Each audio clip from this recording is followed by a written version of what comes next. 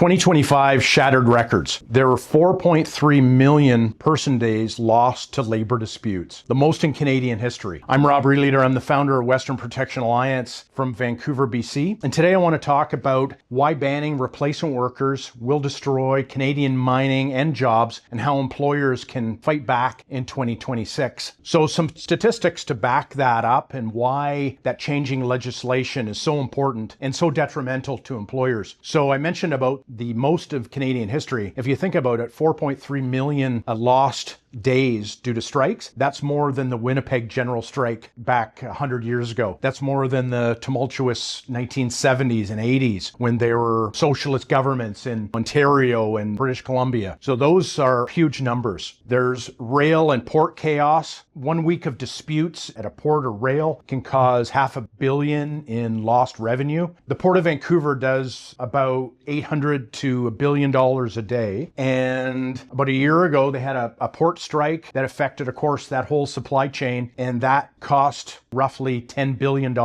in lost revenue. So huge dollars. Those stats are really staggering for a country of our size. The rail shutdowns, that's about $341 million per day. That's, again, a huge number. And I guess the bottom line here is that your operation can go from full production to a standstill within hours with some of these disputes. Some of the impacts then I want to talk about is what Bill C-58 does. Bill C-58 came into place about June of last year. Ironically, last year I was going to do a video on replacement workers, and we've switched gears because of this new legislation. And if anybody's been tracking the kind of political winds federally over the last decade, you'll know that they're pushing in this direction. And so what Bill C-58 does is it bans now replacement workers in the federal workplace. So what are federally regulated companies? So that's transportation, communication, ports, rail, but also mining. And that's what we were surprised about. And it lumps in uranium miners as part of those federally regulated, obviously the nuclear component or end component of that raw material. So huge ramifications, what Bill C-58 does. The strikes now after that legislation, and of course the legislation was brought in to say that it would help employer-employee relations and it would lessen strikes. And any student of history would know that that's not the case, and that would not be the case by implementing this draconian, really, legislation on a federal level. The strikes now, they're lasting 60% longer. So from 54 days to 86 days. So that's 32 days longer per strike in Canada, and due to this legislation and the impact of that. So employers need to be aware of that, and trying to skirt that new legislation will cause crippling fines. $100,000 per day is the fine levied, and you have to be very document heavy when you are in a dispute at a federal level under this new Bill C-58. Super important. So what that new reality is that companies now are paralyzed, not just if they're facing a dispute themselves, but if their supply chain is affected up or down, and where they're getting their raw material from, how are they shipping product, or can they ship product? A lot of those issues now are in the forefront because of this new federal legislation that's less than a year old. So especially for remote mines, they're facing skyrocketing costs, uncertainty, or inability potentially to move product. So from a business perspective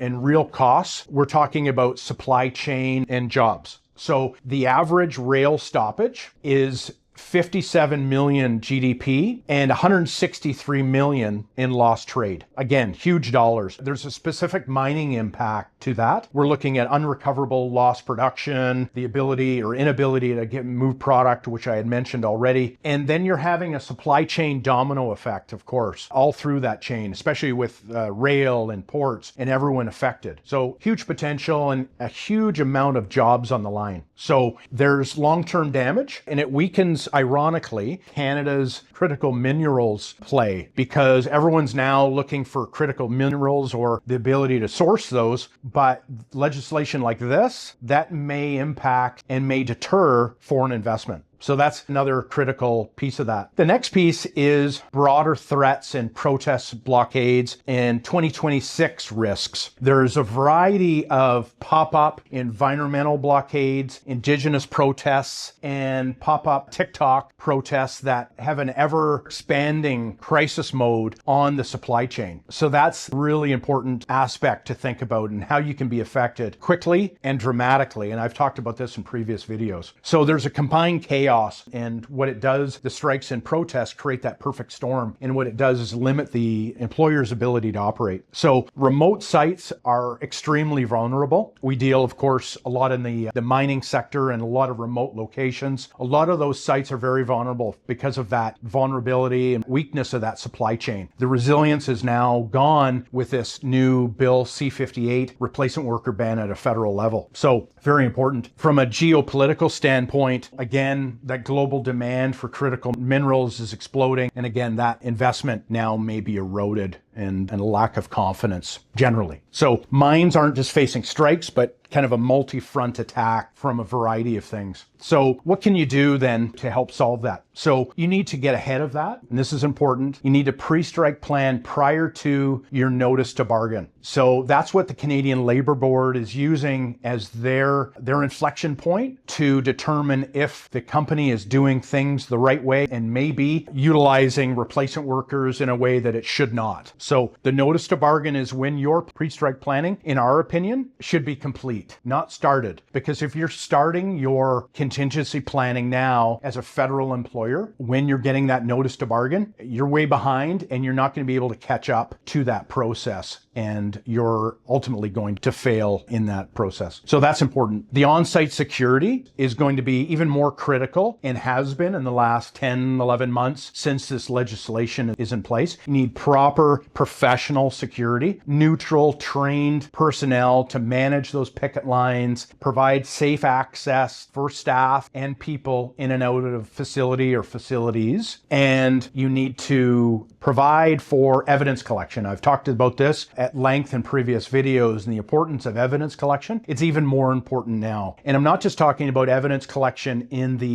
the picket line specifically. I'm talking about documenting for the Canadian Labour Board. So you need to basically, in a nutshell, document everything. So it's super important that employers are doing this when it comes to their pre-strike planning and their bargaining and what that entails. So super critical to evidence gather at all fronts. Picket line management or blockade management is becoming, again, more critical. That's something that we've seen. These pop-up blockades and secondary picketing from these supply chain events that aren't even specifically at your facilities, that has a spillover effect and can cripple your business very quickly. So that's very important. And you want to look at your full operational continuity and how you can do that. And again, that comes in the pre-strike planning, which I talked about, and that has to happen prior to notice to bargain. So you shouldn't wait for the next blockade or internal labor dispute that you're facing to be able to plan. So you need to plan ahead and plan in detail. And proactive security is even more important now in the era going forward, 2026. We're about 10, 11 months after this legislation at federal level. And what it's going to do to the labor dispute landscape over the next near term is going to be very important. And again, that planning is going to be super critical to your business success or failure. If you'd like to chat, we can be reached here at 604-271-7475 to talk about this in detail. And if you want to reach out to me directly, it's releader@westernalliance.ca.